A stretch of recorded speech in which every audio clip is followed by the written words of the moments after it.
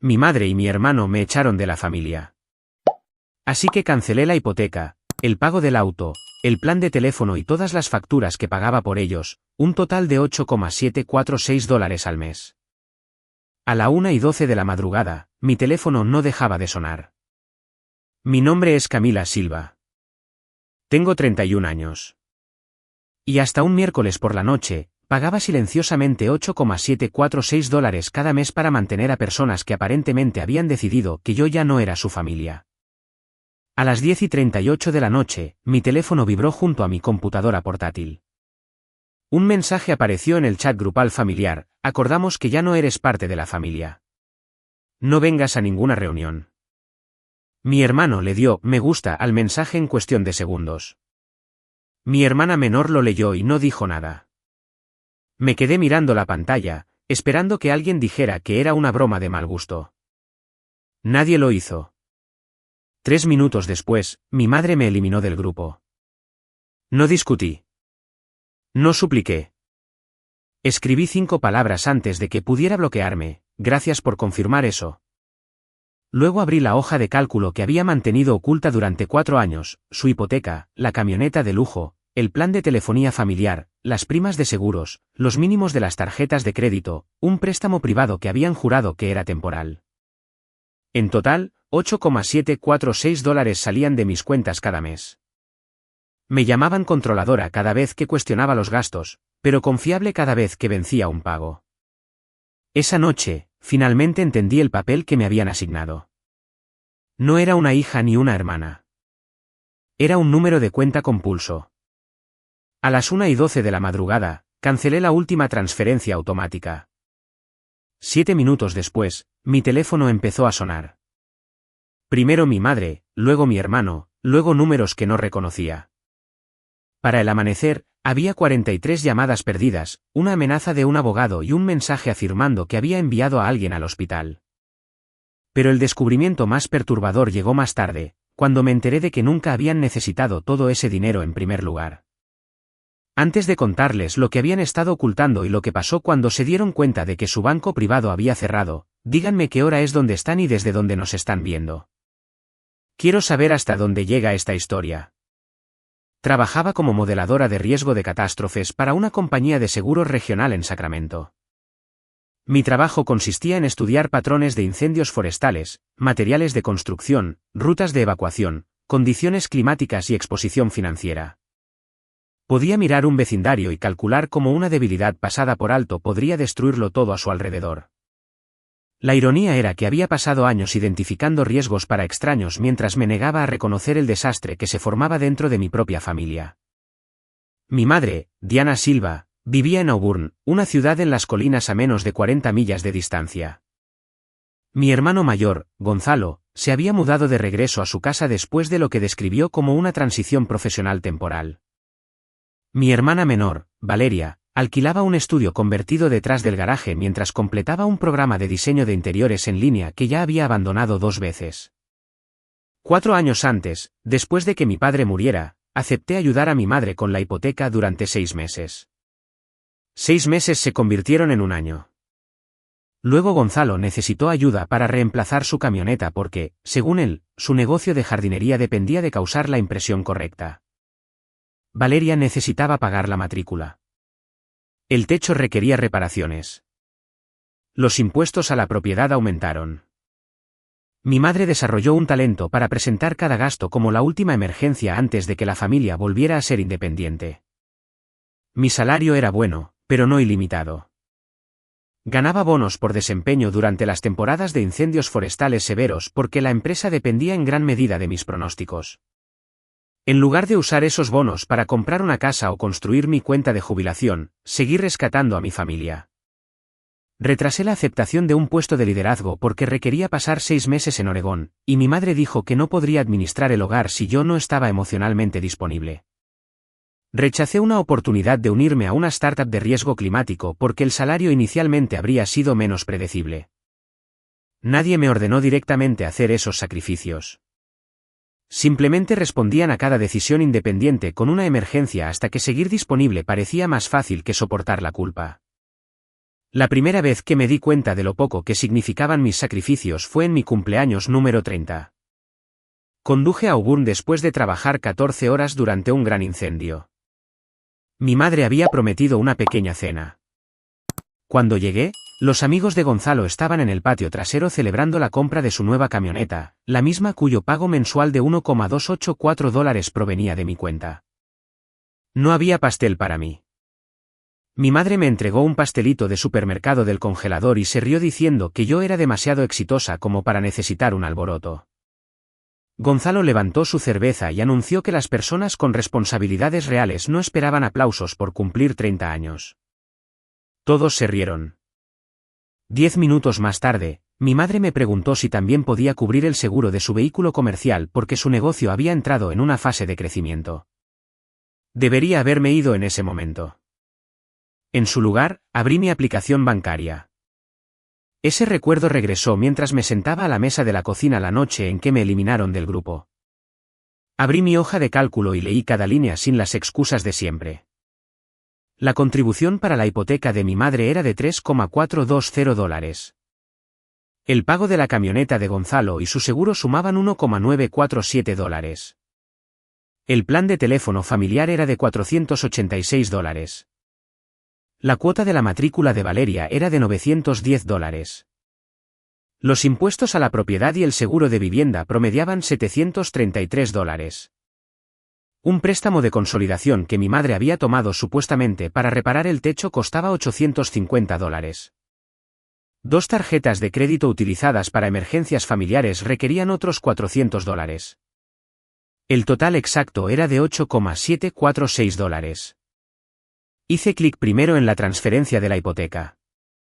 Mi mano tembló sobre el botón de cancelación. Una imagen pasó por mi mente, mi madre llorando en el estacionamiento del banco 4 años antes, diles que mi padre habría querido que yo protegiera a la familia. Luego recordé haber visto una fotografía en las redes sociales del fin de semana siguiente. Había usado parte del dinero que le di para llevar a Gonzalo y a Valeria a Lake Tahoe. Me habían dicho que el viaje era una invitación gratuita de un amigo.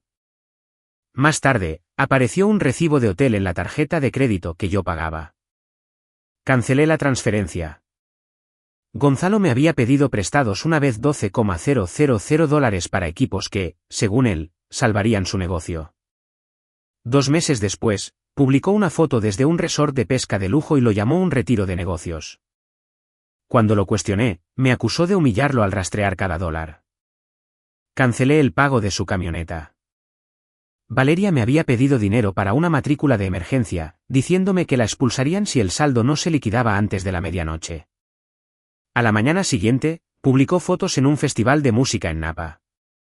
Insistió en que las entradas se habían comprado meses antes, aunque el estado de mi tarjeta mostraba lo contrario. Cancelé su pago. Con cada confirmación, sentía dolor, pero un dolor diferente de la culpa. La culpa decía que los estaba lastimando. El dolor admitía que la relación que había estado protegiendo tal vez nunca existió. A las 1:12 de la madrugada, llegó la última confirmación de cancelación. Descargué los registros, eliminé a todos los usuarios autorizados de mis tarjetas, congelé mi crédito, cambié mis contraseñas bancarias y envié un único correo electrónico, con efecto inmediato: no pagaré más gastos de un hogar del cual he sido formalmente excluida. Los arreglos financieros futuros son su responsabilidad. Mi teléfono sonó antes de que cerrara la computadora. Gonzalo llamó 6 veces. Diana llamó 9. Valeria envió: ¿qué hiciste? Seguido de: mamá no lo decía en serio. Un número guardado como el agente hipotecario llamó 2 veces. Luego Gonzalo dejó un mensaje de voz: pon todo de vuelta antes de que amanezca, Camila. No tienes permitido destruir esta familia porque te hirieron los sentimientos. Esa frase borró mi último rastro de duda. Creían que necesitaba permiso para dejar de darles mi dinero.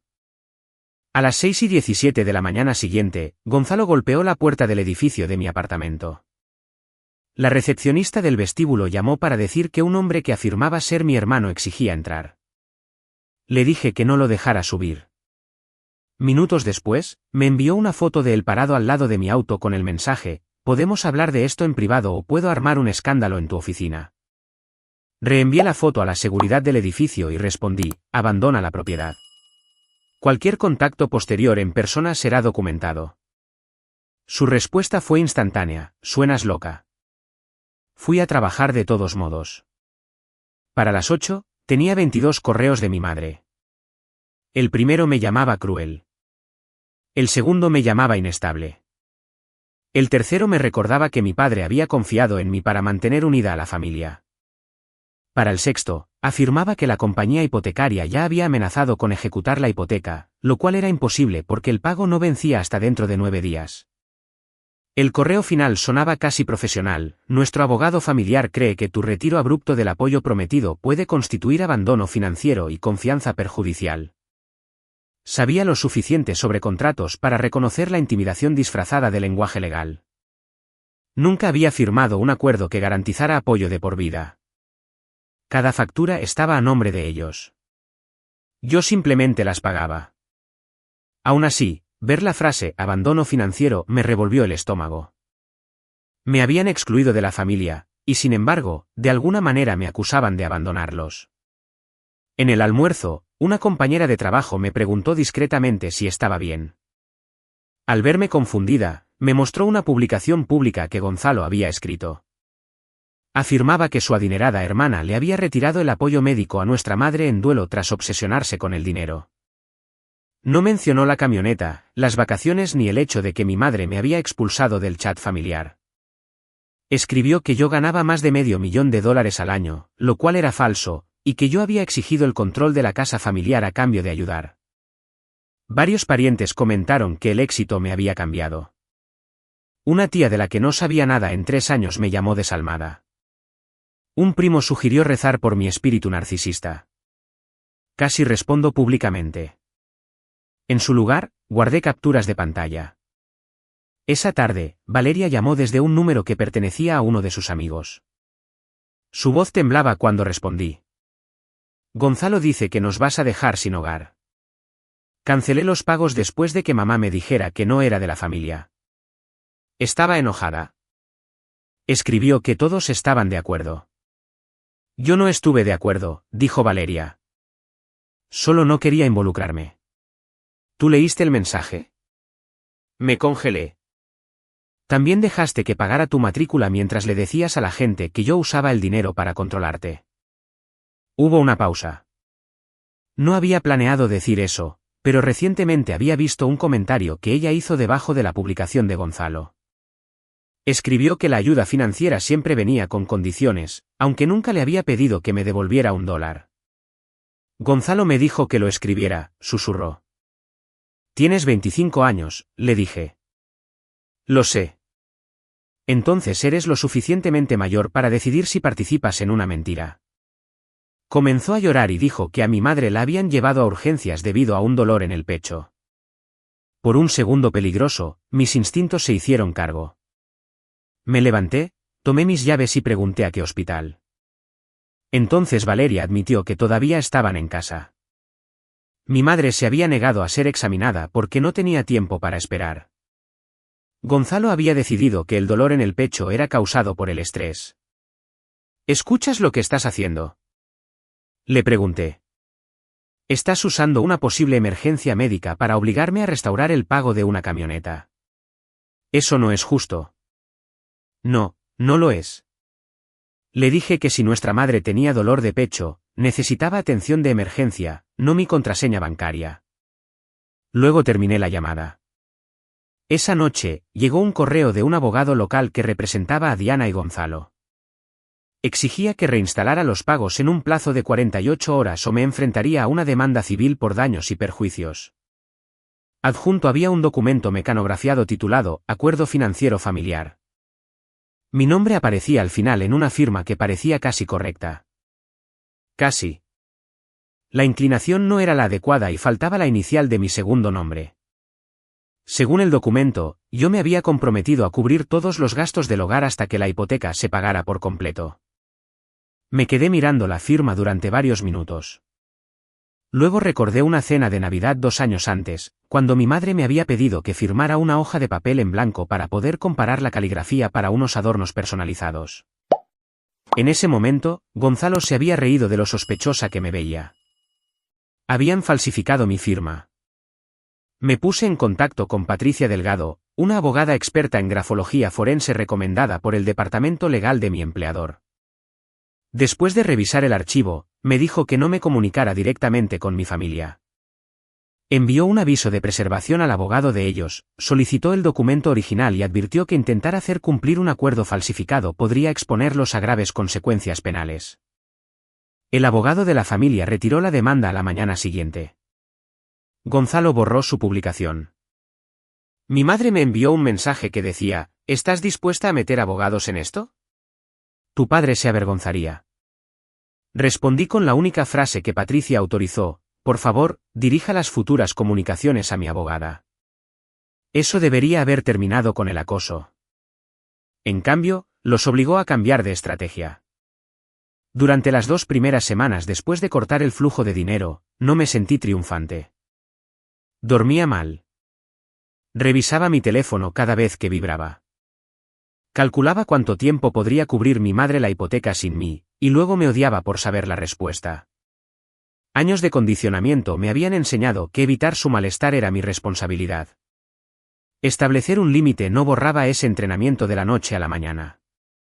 Lo que me cambió no fue una clase de pintura o una frase motivacional.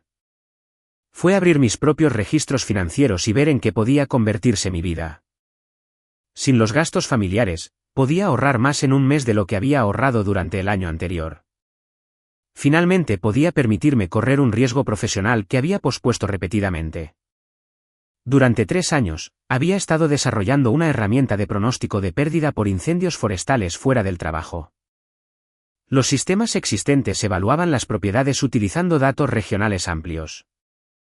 Mi modelo incorporaba detalles más pequeños: mantenimiento de la vegetación, geometría del techo, ancho de las calles, acceso al agua, canales de viento y la probabilidad de que los residentes pudieran evacuar antes de que llegaran los equipos de bomberos. Una vez le presenté una versión preliminar a mi gerente, quien elogió el concepto pero dijo que la empresa no financiaría un proyecto interno no probado. Una excolega, Sofía Vargas, me había instado a crear una plataforma de consultoría independiente. Siempre me había negado porque mi familia requería ingresos predecibles. Ahora, el motivo de mi rechazo había desaparecido. Utilicé parte de los ahorros del primer mes para contratar a un contratista de software llamado Mateo Rojas, un viejo amigo especializado en sistemas geoespaciales. Sofía me ayudó a diseñar un plan de negocios. Llamamos a la plataforma Emberline Analytics. Mantuve mi trabajo de tiempo completo, revelé el proyecto a mi empleador y trabajé en Emberline por las noches y los fines de semana. El trabajo era agotador, pero era el primer agotamiento que yo misma había elegido. 6 semanas después, el distrito de bomberos de un condado pequeño aceptó probar el sistema en 3 comunidades vulnerables. El modelo identificó un grupo de casas que antes estaban clasificadas como de riesgo moderado porque se encontraban fuera del límite tradicional de peligro alto. Nuestros datos mostraron que una calle de evacuación estrecha y los árboles ornamentales densos hacían que el vecindario fuera especialmente peligroso. Los inspectores del condado lo visitaron y confirmaron las condiciones. Los residentes recibieron subvenciones para limpiar la vegetación y mejorar el acceso de emergencia. El piloto no me hizo rica, pero demostró que la idea funcionaba. Sofía publicó una foto de nosotros 3 después de la presentación del condado. El pie de foto decía: orgullosa de Camila Silva por construir algo que realmente puede salvar hogares y vidas. Lo compartí en mi propia cuenta. No mencioné a mi familia. No me di cuenta de que Valeria todavía seguía a Sofía.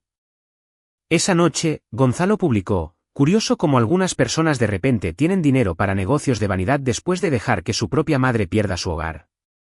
Mi madre comentó que la ambición sin lealtad era un fracaso moral. Varios familiares se unieron a ellos hasta que Sofía respondió con una captura de pantalla de la camioneta de lujo de Gonzalo y preguntó por qué un hombre supuestamente desesperado necesitaba un vehículo que costaba más que algunas casas. Él borró la publicación en menos de 1 hora. Luego, una cuenta anónima comenzó a dejar comentarios negativos en la página de Emberline. La cuenta afirmaba que yo falsificaba datos, maltrataba a mi madre y no era de confiar para contratos de seguridad pública. Mateo rastreó el momento de las publicaciones y descubrió que aparecían minutos después de que Gonzalo viera nuestras actualizaciones. No pudimos probar que él controlara la cuenta, pero el patrón era obvio. Documenté todo y seguí trabajando. Mientras tanto, las consecuencias de sus gastos comenzaron a llegar. El prestamista de la camioneta de Gonzalo llamó porque el pago había fallado. Mi madre recibió un aviso de que la hipoteca estaba vencida. La escuela de Valeria suspendió su acceso a los cursos en línea. En lugar de reducir gastos, se culparon mutuamente.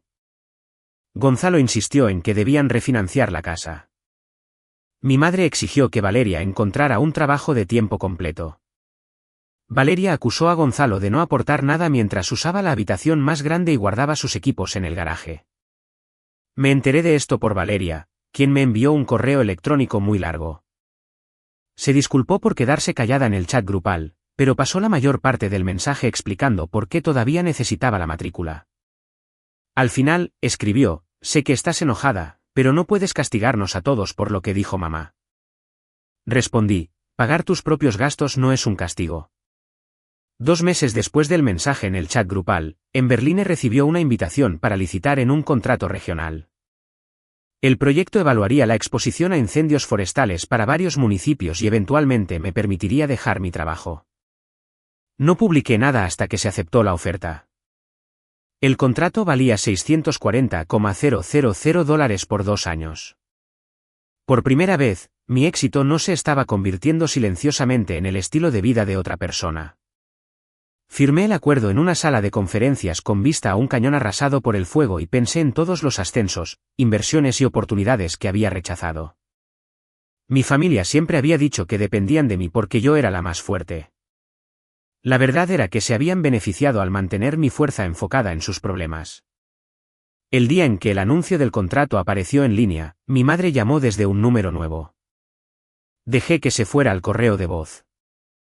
Camila, dijo, con un tono repentinamente suave. He estado pensando. Las familias dicen cosas cuando las emociones están a flor de piel. Quizás sea hora de que dejemos de lado el orgullo. No se disculpó. No me felicitó.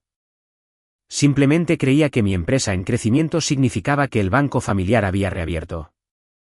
3 días después, mi madre fue ingresada en el hospital por presión arterial peligrosamente alta. Esta vez era real. Valeria me envió una foto de la pulsera del hospital y me pidió que fuera. Me senté en mi auto afuera de la oficina temporal de Berlín, mirando la imagen. ¿De verdad me estaba convirtiendo en el tipo de persona que ignoraba a su madre enferma? ¿Protegerme se había convertido en crueldad? Llamé directamente al hospital.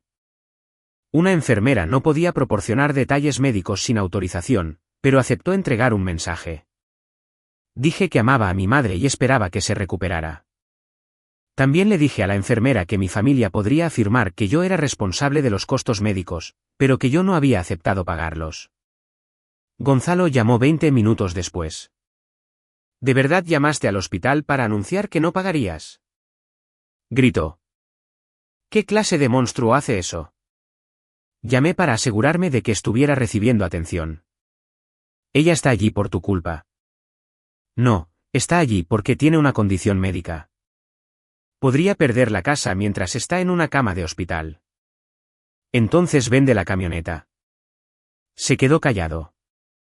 La camioneta de Gonzalo costaba aproximadamente $82,000 cuando la compró. Venderla no resolvería todos los problemas, pero cubriría varios pagos de la hipoteca y reduciría drásticamente sus gastos mensuales. Se negó porque el vehículo representaba al exitoso dueño de negocio que quería que la gente creyera que era. Has estado esperando que fracasemos, dijo. Pasé 4 años evitando que fracasaran. Tenían el dinero.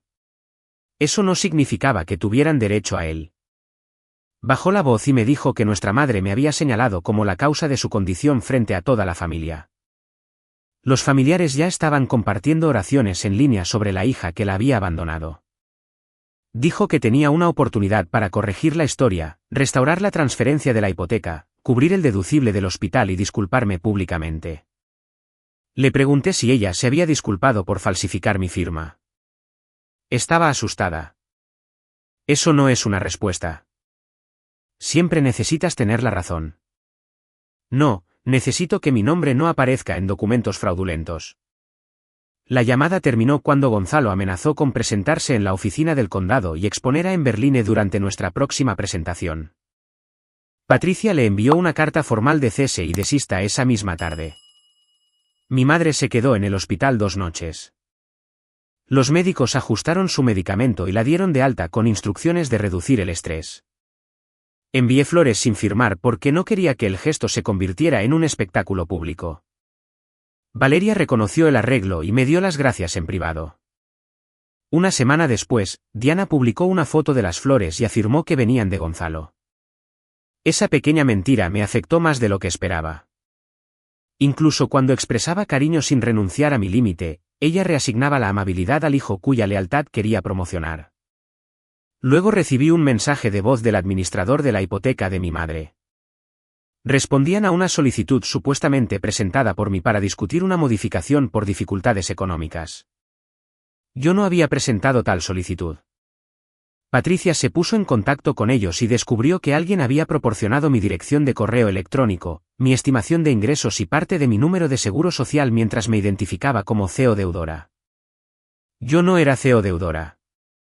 El intento desencadenó una revisión interna por fraude. Durante esa revisión, la compañía hipotecaria descubrió algo que mi madre nunca me había contado. 18 meses antes, había refinanciado la propiedad y retirado $146,000 en capital. Me había dicho que el saldo de la hipoteca casi no había cambiado y que mis pagos protegían la casa que dejó mi padre. En realidad, había aumentado la deuda sustancialmente. ¿A dónde había ido el dinero? Los registros bancarios mostraron más tarde que $58,000 fueron a la empresa de jardinería en quiebra de Gonzalo. Casi $30,000 pagaron tarjetas de crédito. $22,000 financiaron renovaciones en el patio trasero y la cocina. Otros $18,000 fueron transferidos a Valeria. El resto desapareció a través de retiros en efectivo y gastos de viaje. Mi pago mensual de $3,420 no había estado preservando la casa de mi padre. Había estado pagando la nueva deuda creada para financiar sus elecciones. El investigador de la hipoteca descubrió otro dato. Mi madre había estado recibiendo ingresos por alquiler de un pequeño dúplex en Roseville que pertenecía a un fideicomiso establecido por mi abuelo materno. Me había dicho que la propiedad estaba atrapada en un proceso de sucesión y que no generaba ingresos utilizables. De hecho, generaba aproximadamente $3,600 al mes. Mi madre tenía suficientes ingresos recurrentes para pagar gran parte de su hipoteca original. Simplemente había preferido usar mi dinero mientras gastaba el suyo en otra parte. Cuando Patricia confrontó al abogado de ellos con los registros, su respuesta no fue una disculpa. Mi madre afirmó que había ocultado los ingresos del fideicomiso porque temía que yo dejara de ayudar si me enteraba de ellos. Tenía razón. La traición ya no era una sospecha, era una estrategia financiera documentada. Una vez que salió a la luz la verdad sobre la propiedad del fideicomiso, la familia se volvió contra sí misma. Gonzalo afirmó que nuestra madre le había prometido una parte de la propiedad de la casa de Augun a cambio de ayudar con el mantenimiento. Valeria acusó a Gonzalo de quedarse con la mayor parte del dinero de la refinanciación mientras fingía que se usaba para reparaciones del hogar. Diana insistió en que ambos la habían presionado para pedir prestado contra la propiedad. Cada uno me contactó en privado con pruebas contra los demás, con la esperanza de que yo regresara, siempre que pudieran convencerme de que el otro era el verdadero villano.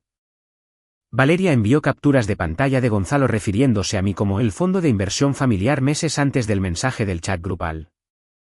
En una conversación, escribió, se quejará, luego pagará. Necesita sentirse útil. Mi madre respondió con un emoji de risa. Gonzalo envió estados de cuenta bancarios que demostraban que Valeria había recibido más de $40,000 de mi madre en 3 años mientras también me pedía dinero para la matrícula a mí. Diana envió grabaciones de voz en las que Gonzalo discutía dañar mi reputación profesional hasta que yo reanudara los pagos. No estaban exponiendo la verdad porque se preocuparan por mí. Estaban intercambiando secretos a cambio de rescate. Le reenvié todo a Patricia. La situación empeoró cuando Gonzalo condujo hasta una reunión pública donde yo presentaba el modelo de incendios forestales de Emberline a los funcionarios del condado. Se paró al fondo de la sala con un traje que no le quedaba bien y esperó hasta que comenzaron los comentarios públicos. Luego se acercó al micrófono. Mi nombre es Gonzalo Silva, anunció. La mujer que les pide que confíen en ella con dinero público abusó financieramente de nuestra madre viuda y la obligó deliberadamente a enfrentar una ejecución hipotecaria. La sala quedó en silencio. El personal del condado me miró. Gonzalo continuó, afirmando que yo había controlado las finanzas de la familia, retirado el apoyo sin previo aviso y utilizado información confidencial para castigar a los familiares que me desafiaban. 6 meses antes, esa escena me habría destruido. En cambio, abrí la carpeta que Patricia me había aconsejado llevar. Les dije a los funcionarios que las acusaciones de Gonzalo formaban parte de un asunto de acoso activo. Presenté la notificación de cese y desista, la demanda legal retirada basada en una firma falsificada y la confirmación de que yo nunca había poseído ni controlado la propiedad familiar. No revelé detalles personales innecesarios. Simplemente demostré que sus acusaciones estaban documentadas, en disputa y no relacionadas con el contrato. El abogado del condado le preguntó a Gonzalo si tenía pruebas de que yo hubiera malversado fondos públicos o falsificado el análisis de Emberline. No tenía ninguna. La seguridad lo escoltó fuera después de que se negara a apartarse del micrófono. Alguien grabó el incidente. A la mañana siguiente, el vídeo ya circulaba entre los grupos empresariales locales.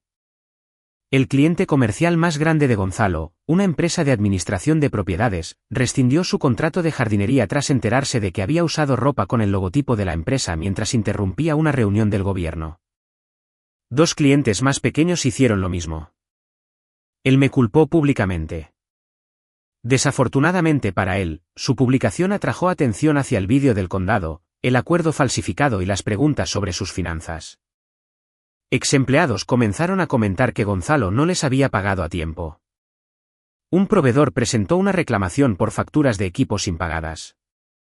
En un mes, su licencia comercial fue suspendida a la espera de que se resolvieran los problemas salariales y de seguros. La camioneta fue embargada en el estacionamiento de un supermercado. Valeria me llamó desde el lugar, llorando tanto que apenas podía entenderla. Gonzalo aparentemente había tratado de esconder la camioneta en la propiedad de un amigo, pero la usó para ir a comprar víveres. El agente de recuperación del prestamista la encontró a través de una cámara de lectura de matrículas. Gonzalo gritó, amenazó al agente y culpó a nuestra madre por negarse a usar el dinero de su fideicomiso para salvarlo. La casa entró en un proceso formal de ejecución hipotecaria poco después. No sucedió porque yo cancelara un pago. Sucedió porque Diana había extraído el capital, ignorado la nueva deuda, rechazado un plan de pago realista y continuado gastando mientras esperaba que yo regresara. El administrador de la hipoteca ofreció una modificación si vendía el dúplex del fideicomiso o usaba sus ingresos para cubrir los atrasos. Se negó porque vender o redirigir ese activo reduciría la herencia que esperaba conservar para Gonzalo y Valeria. Fue entonces cuando entendí toda la estructura de su manipulación. Mi madre había estado dispuesta a agotar mis ingresos para proteger activos destinados a los hijos que menos la apoyaban. Valeria finalmente se mudó. Aceptó un trabajo administrativo en un consultorio dental y alquiló una habitación a una compañera de trabajo. Me preguntó si yo pagaría el depósito. Le dije que no, pero la ayudé a revisar el contrato de arrendamiento. Por primera vez, aceptó una ayuda que no involucraba dinero. Más tarde admitió que nuestra madre había ordenado la expulsión del chat familiar después de que me negué a pagar un viaje de cumpleaños de destino. El grupo había discutido asustarme para que me volviera más complaciente. Gonzalo sugirió eliminarme porque creía que entraría en pánico y ofrecería dinero adicional para volver a ser aceptada. En cambio, les agradecí por confirmar mi situación. Diana se mudó con una prima mayor después de que se vendió la casa de Auburn. La venta cubrió la mayor parte de la hipoteca, pero dejó poco después de pagar las tarifas y las deudas secundarias. Todavía poseía una participación en el dúplex de Roseville, lo que significaba que no estaba en la indigencia, pero ya no tenía la casa grande, la cocina renovada ni la autoridad financiera que utilizaba para controlar a todos.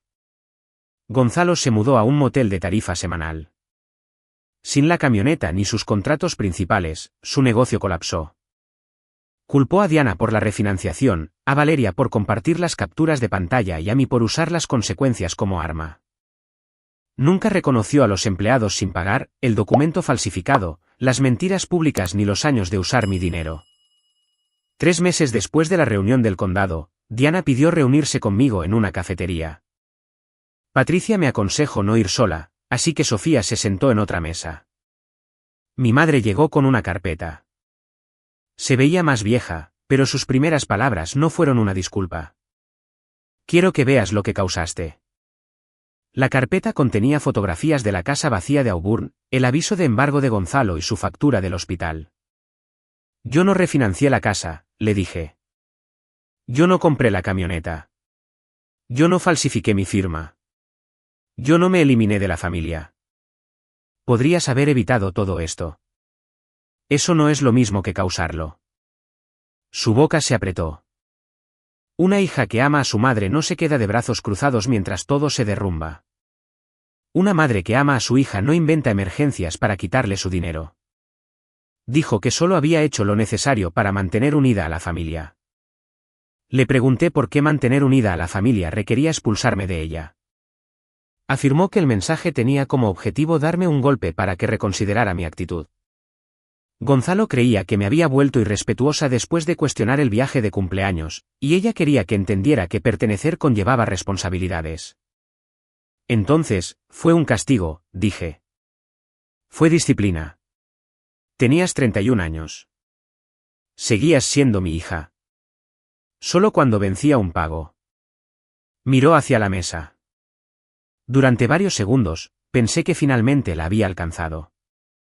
Luego empujó la factura del hospital hacia mí y dijo, "At least take care of esto". El saldo era de $6,380. Se la deslicé de vuelta. No. Su expresión cambió de herida a furiosa. Me llamó fría, desagradecida y envenenada por el éxito. Dijo que en Berlín eventualmente fracasaría y que descubriría que los socios comerciales no eran la familia. Escuché sin interrumpir. Cuando terminó, me levanté y puse suficiente efectivo en la mesa para cubrir mi café. Espero que recuperes tu salud, le dije. Espero que Gonzalo reconstruya su vida con honestidad. Espero que Valeria aprenda a mantenerse sola. Pero nunca volveré a pagarle a la gente para que finja que me ama. Me fui antes de que pudiera responder. Esa noche, mi teléfono permaneció en silencio. Un año después del mensaje que me eliminó de la familia, en Berlin Analytics se expandió a 2 estados adicionales. Contratamos a 6 empleados, incluidos analistas que habían perdido sus trabajos anteriores debido a la reestructuración de seguros relacionada con incendios forestales. Nuestros modelos ayudaron a varias comunidades a priorizar la limpieza de vegetación, el acceso de emergencia al agua y la planificación de evacuaciones. La empresa no tuvo éxito porque la venganza me recompensara mágicamente. Tuvo éxito porque finalmente redirigí mi tiempo, mi dinero y mi atención hacia el trabajo que había pasado años posponiendo. Compré una casa adosada modesta en las afueras de Sacramento. El día que recibí las llaves, me senté en el suelo de la sala vacía y abrí la vieja hoja de cálculo familiar. El documento aún detallaba la hipoteca, la camioneta, la matrícula, los préstamos, los seguros y el plan de teléfono. Cambié el título de responsabilidades familiares a lo que costó mi silencio. Luego lo archivé. Valeria y yo reconstruimos lentamente un contacto limitado. Pagaba su propio alquiler, completó un curso de certificación a través de su empleador y se disculpó sin pedirme que financiara su perdón. No pretendí que el pasado hubiera desaparecido, pero permití que sus acciones importaran más que sus promesas. Gonzalo nunca se disculpó. El último mensaje que envió me acusaba de robarle el futuro que merecía. No respondí. Mi madre envió una tarjeta de cumpleaños sin dirección de remitente. Adentro escribió, "Las familias deben perdonar". No mencionó que requería perdón ni reconoció su papel. Guardé la tarjeta en un cajón en lugar de tratarla como prueba de un cambio. Durante años, creí que el amor significaba evitar que las personas más cercanas a mí experimentaran las consecuencias de sus actos.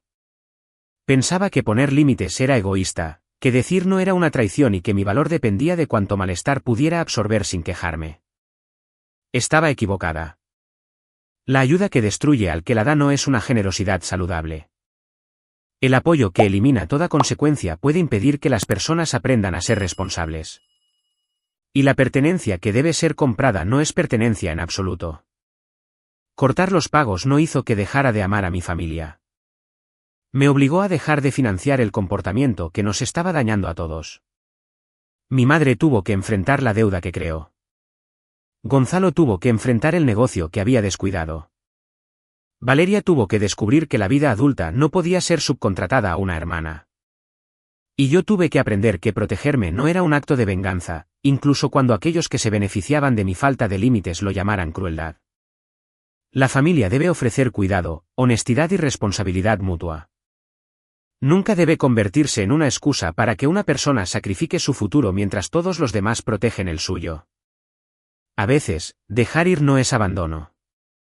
A veces es la única decisión que te permite sobrevivir y la única consecuencia lo suficientemente fuerte como para hacer crecer a los demás.